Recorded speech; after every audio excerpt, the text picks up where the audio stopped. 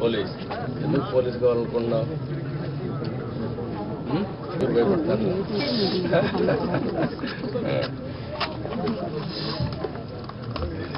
నువ్వేం కావాలనుకున్నావు? లాయర్ కావాలనుకుంటున్నావు. ఎవరు మీ అమ్మ చెప్పిందా నీకే ఆలోచన వచ్చింది? ఎందుకు వచ్చింది? అంటే అందరినీ బాగా మంచి న్యాయం చేద్దాం, ఎవరికన్నా అవసరం అయితే సహాయపడదాం. బాగా చదువుకుంటావా? మీ కమ్యూనిటీ ఏంటమ్మా? మీ కమ్యూనిటీ కులం ఏంటి? లంబాడి. ఎంతమంది ఉంటారు ఈ ఊరు లంబాడి? దాదాపు 200 మంది ఉన్నారు ఈ ఊరు. అందరూ కూలి పని చేస్తారా? అందరు కూలి పని. ఇదే మరి ఊర్లో అక్కడక్కడ ఉన్నారా? ఈ బజార్ వచ్చింది, ఇది ఏమో గోలబాతులు బజార్. మీరేం చేస్తారు? కూలి పని, ఫ్యాక్టరీ ఉంది, మందు పట్టి కలుపు రైతులు.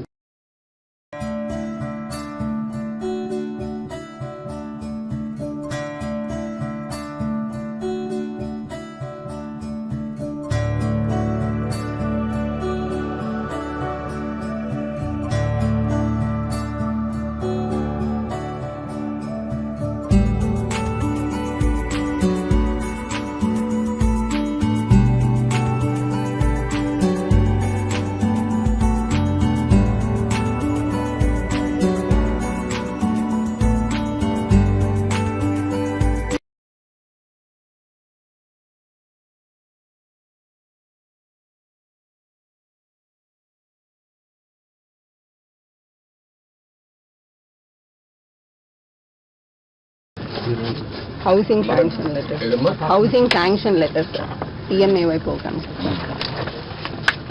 ఇప్పుడు ఇల్లు కూడా ఒకటి శాంక్షన్ చేస్తున్నారు, కట్టిస్తారు. ఆయన పాములు సార్, ఆయన పేరు మీద వచ్చి CRDA మీరు కలిసి ఏరియాలో ఉండే వాళ్ళకి ఇండ్లు ఇలాంటి వాళ్ళకి కొంతమంది కట్టుకోలేని కట్టిద్దాం. Okay, yes sir.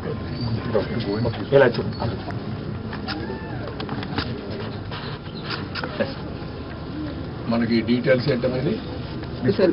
So this is basically beneficiary led construction sir. But మీరు అన్నట్టు ఇంకా వాళ్ళు కట్టలేకపోతే మనం పాలసీ ద్వారా ఇంకెవరి ద్వారా అటాచ్ చేసి చేయాలి సార్.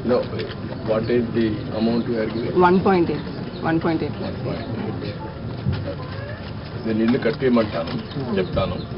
కట్టి మీకు ఎట్లా చేయాలో చేస్తాను, మన వాళ్ళు చేపిస్తాం. దానికంటే ముఖ్యంగా ఇప్పుడు ముగ్గురికి బెనిఫిట్ వస్తుంది ఇంట్లో. నీకు రాబోయే రోజుల్లో 4,000 వస్తుంది, ఆవిడకి 5,000 వస్తుంది, మీకు ఒక 4,000 వస్తుంది. 4, 4, 8 ప్లస్ 5 13,000 వస్తుంది.